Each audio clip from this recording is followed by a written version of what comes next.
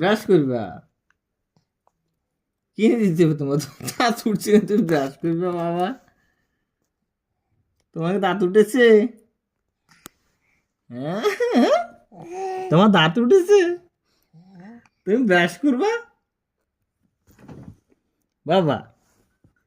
এ বাবা, এই প্রতিদিন দেখো বাবা মা ব্রাশ করে,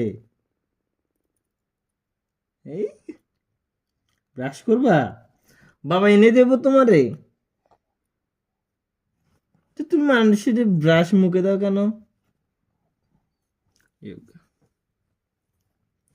বাবা,